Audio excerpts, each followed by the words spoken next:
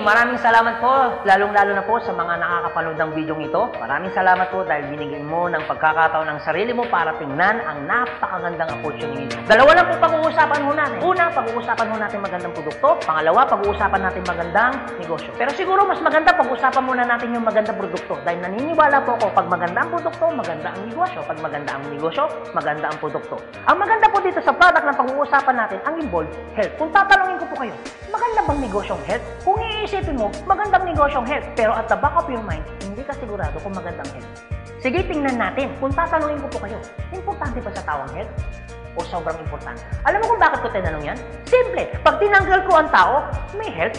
Pag tinanggal ko naman ang health, may tao. Ngayon uulitin ko, importante ba sa tao ang health? O sobrang importante? Kung sobrang importante sa tao ang health, anong ibig sabihin? Nagiging importante na rin sa tao ang business mo. Dahil ang business mo, health. Since tao po pag-uusapan po natin, naniniwala po ba kayo na ang tao may katawan? Oo naman. Kung tatanungin ko po kayo, importante ba sa tao ang katawan o sobrang importante? Kung sobrang importante sa tao ang katawan, what if mapabayaan ng tao ang katawan? So ano nangyayari?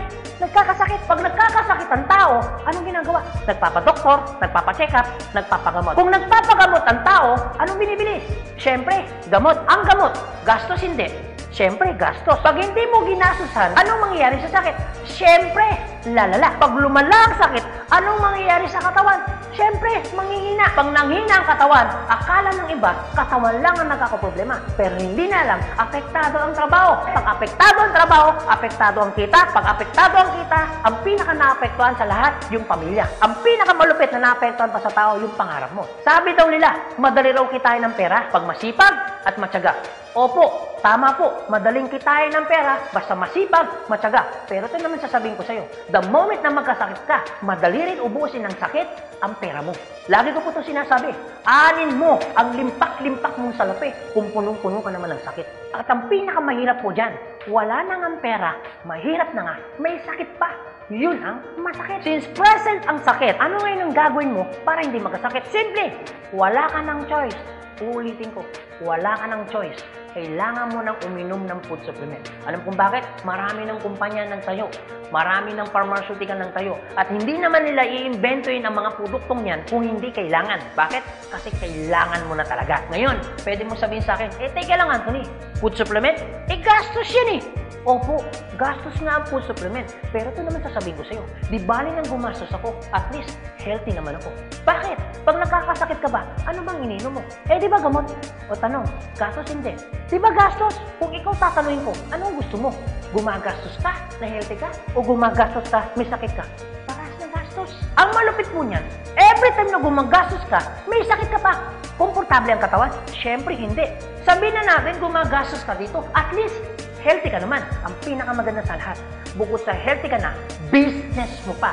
Dahil business mo ka, kumikita ka pa. Ang pinakamaganda sa lahat, bukod sa healthy ka na, kumikita ka pa. Bukod sa kumikita ka na, healthy ka pa. Ano ngayon ang pakiramdam na bukod sa healthy at kumikita ka na, nakakatulong ka pa? Maganda o napakaganda? O sige, pag-usapan naman natin yung magandang negosyo. Maaaring nagustuhan mo yung product, maaaring bibili ka ng product. Pero ito yung totoo, gagawin mo kayo negosyo. Kasi bakit? Pag business ang pinag-uusapan, hindi naman kasi lahat ng tao business-oriented. Karamihan ng tao is career-oriented. Alam mo kung bakit? Marami kasing tao na pagdating sa business, ang dami niyang perspective. Alam mo isa sa mga perspective ng tao pagdating sa negosyo?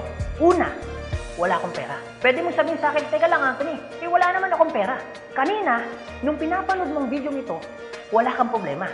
Pero ngayon, may problema ka na. Ano? Pera. Pangalawa, ang maaaring problema mo, wala akong time. Pwede mo sabihin sa akin, teka lang Anthony, okay yung negosyo kaso nga lang wala akong time. Walang kaso. Pero mayroong mas worse. Wala ka nang time. Wala ka pang pera. Pangatlo, maaaring itong problema mo. Teka lang Anthony, okay yung business. Kaso nga lang, hindi ko yan alam. Hindi ko yan hilig. Hindi ko yan linya. Ew. Pero ito yung totoo. Marami naman tao sa labas na ginagawa niya linya niya, ginagawa niya hilig niya. Pero tanong, kamusta ang buhay? Sabihin na natin, hindi mo to hilig. Sabihin na natin, hindi mo rito niya. Pero ito sasabihin ko, kung ito naman ang magpapabago ng buhay mo, bakit hindi mo siya ninyahin? Pang-apat, maaaring ito isa sa mga problema mo. Teka lang, Anthony, okay ang business. Kaso nga lang, risky yan. Naku, malulugi lang ako. Ang pinakamalupit, hindi mo pa tinatayo yung negosyo mo, feeling mo, lugi ka na. Ang matindi niyan, ano malulugi sa'yo? Eh di ba sabi mo, wala kang pera? Eto tanong, kung problema mo ang pera, problema mo ang oras, problema mo dahil wala kang alam, kasi iniisip mo baka malugi ka, ito sasabihin ko. Hindi lang naman to ang una or pangalawang pagkakataon na pwede kang ma-involve sa business. Kung yan ang problema mo, bakit? Pagdating kayo ng panahon, yan pa rin kayo problema mo. Pag-usapan po natin ang life cycle. Naniniwala ka bang may life cycle? Oo naman, importante po ang life cycle. Kasi po, hindi po magiging balanse ang mundo pag walang life cycle. Isa sa mga dinadaanan ng tao ng life cycle, yung pag-aaral. Kung ikaw magkakanak o magkakanak pa lang, pag-aralin hindi. Siyempre, pag-aaralin. Kawawa naman yung bata pag hindi natuto, hindi marunong magsulat, hindi marunong magbasa. Pagkatapos mag-aral, anong susunod? Siyempre, gagraduate. Pagkatapos graduate, anong susunod? Siyempre, magtatrabaho. Pero pansinin mo to. Meron po mga tao hindi nakapag-aral, hindi nakagraduate, pero nagtatrabaho. Bakit? Isa sa mga life cycle po na dinadaan ng tao, kailangan po magtrabaho. Etong tanong, gusto niyo po ba habang buhay nagtatrabaho? Siyempre, hindi. Gustuin niyo man po magtrabaho ng 60 to 65 years old, wala na ho kayong choice. Ang sasabihin ng boss mo, you're out. Bakit? Anong tawag ko doon? Retire. Pag kayo po ba nag-retire, may pera wala? Siyempre, meron. Anong tawag mo doon? Retirement fee. Dahil ikaw ay nag-retire, ang trabaho, tuloy tigil. Siyempre, tigil. Pag tigil ang trabaho, ang sweldo, tuloy tigil. Siyempre, tigil. Dahil tigil ang trabaho, tigil ang sweldo, ang gastos, tuloy tigil. Siyempre, tuloy. Dahil tuloy ang gastos, ang retirement fee na pinaghirapan mo, maubos hindi. Siyempre, pwedeng maubos. Para hindi maubos ang perang pinaghirapan mo, anong gagawin mo? Maaaring nag-iisip mo ngayon kung ikaw nakakapanood ng video nito. Maaaring siguradong maiisip mo ngayon, business. Ito tanong. Kung papasok ka ngayon sa business para hindi maubos ang pera mo, teka lang, akala ko ba kanina iniisip mo, teka lang Anthony, wala akong pera kasi mamumulan ako dyan. Pero sasabihin ko, kung iniisip mo kanina, wala kang puhunan, mamumuhunan ka kasi, eh di ba ganun din dito? Mamumuhunan ka rin. Di ba sabi mo kanina, wala akong time? Kung iniisip mo na wala kang oras, bakit?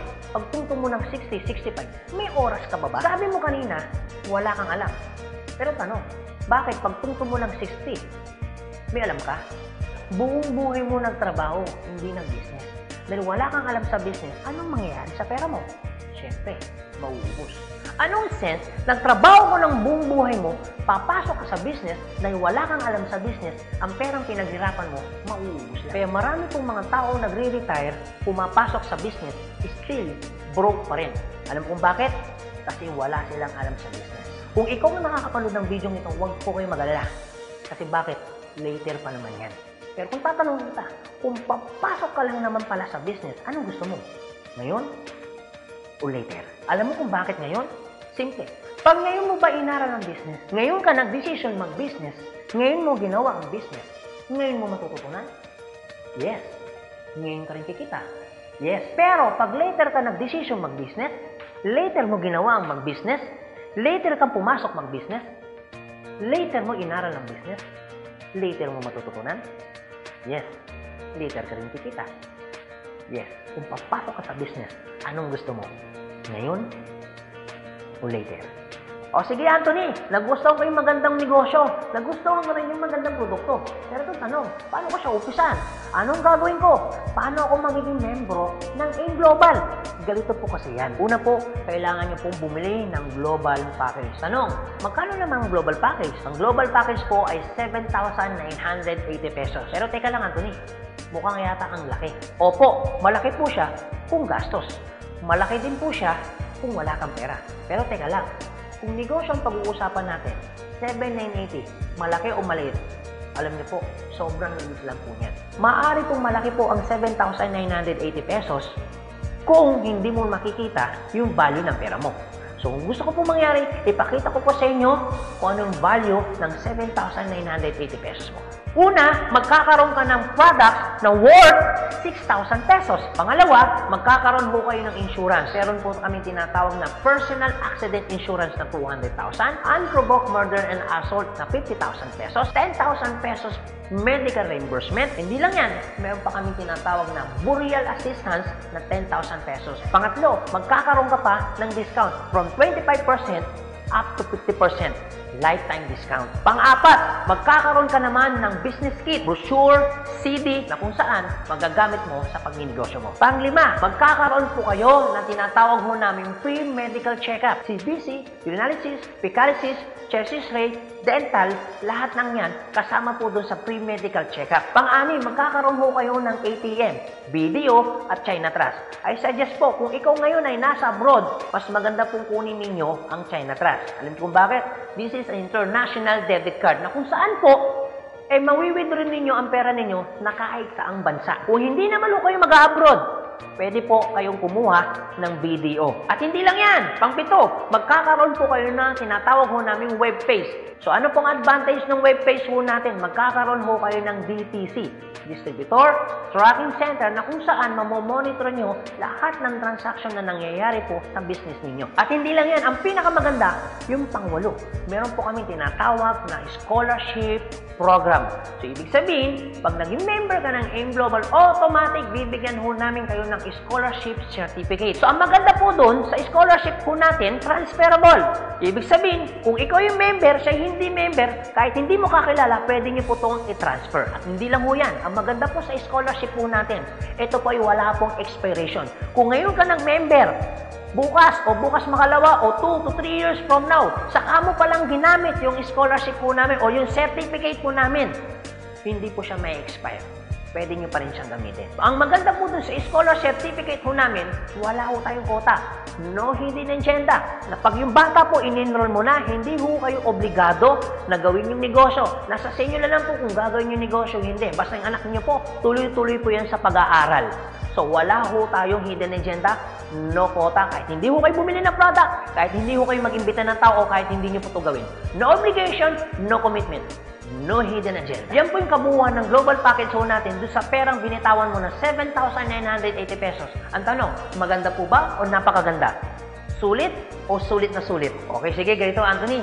Nagustuhan ko yung magandang negosyo. Nagustuhan ko rin yung magandang produkto. Sige, mag-join na ako. Eto tanong, kung ako pa papasok na ngayon, gagawin ko na yung negosyo. Paano naman ako kikita?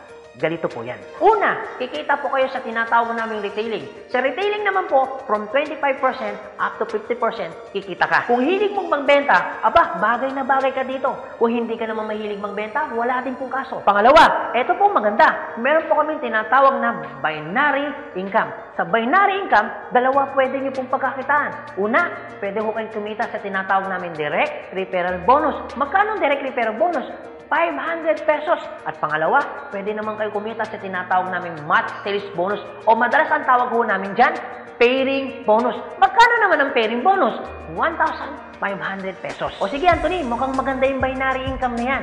Paano ka pa kikitain yung direct referral bonus na 500 at paano ka naman kikitain yung pairing bonus na 1,500? Okay, ganito po yan. Pag sinabi pong binary, dalawa po yan. It's either ilalagay mo sa kanan o ilalagay mo sa kaliwa. Ang trabaho mo, mag-imbita. Pag ikaw ngayon nag-imbita, at yung inimbita mo ay bumili ng global package, sabi na natin, dalawa yung inimbitahan mo.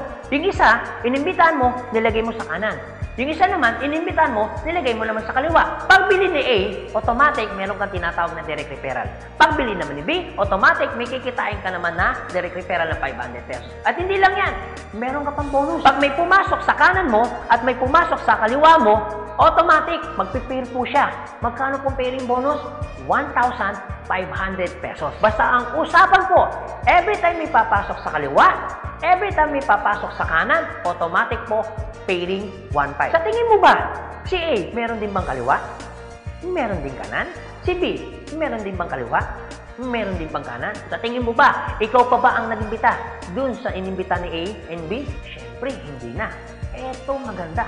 Sa labas, no work, no pay. Pero sa amin, yung taong dinala ni A at ni B, automatic, kikita ka pa rin ng pairing bonus. Magkano pairing bonus? 1,500 pesos. Ibig sabihin, dalawa yung pumasok. Magkano po yun? So, ibig sabihin, kikita ka ng 3,000 pesos. No work, pero with pay. Sa tingin niyo po, pagdating po ng panahon, yung grupo po ni A, dadami? Yung grupo naman ni B, dadami? Oo naman. So tanong, may iwasan bang lumaki? Siyempre, hindi. Eh what if, Anthony, may pumasok isa? may pumasok isa, araw-araw. Anong ibig sabihin po niyan? Eh di ibig sabihin, araw-araw po, kikita ka ng 1.5. Eh paano kung ganito, Anthony? Dahil lumalaki po ang grupo, eh paano kung may pumasok 10 dito? Eh paano kung may pumasok dito 10 dito? Anong ibig sabihin yan? Eh di 10 po ng 1.5. So magkano yung 10 ng 1.5? Eh di 15,000. Eh paano kung araw-araw yan? Eh di ang ibig sabihin po yan, araw-araw po yan, 15,000, 15,000. Tuloy-tuloy po yan. Ang pinakamaganda niyan, yung 15,000 po ba? Malaki maliit? Siyempre malaki. Pero hindi lang mo yan. You have opportunity para kumita ng 24,000 pesos per day. Alam ko medyo nag-iisip ka. Maaaring iniisip mo na hindi ka kikita. Pero maaaring iniisip mo rin na kikita ka. Pero kung mag-isip ka ng hindi ka kikita, kung mag-iisip ka ng kikita ka, para sa ginawa mo, nag-isip ka pa rin. Pero kung mag-iisip ka lang naman, mas maganda lang pong nag-iisip ka, nakikita ka, kaysa naman nag-iisip na hindi ka kikita. Ito po masasabi ko sa inyo. Kung gusto mo ng pagbabago sa buhay, dapat may baguhin ka. Pero pag wala kang binago, walang mababago. Ang tanong, gusto mo ba ng pagbabago sa buhay? Siyempre, oo. Ang tanong, kailan mo uumpisahan ng pagbabago? So guys, maraming salamat po sa inyong lahat. God bless, and to God be the glory. See you at the top. Thank you.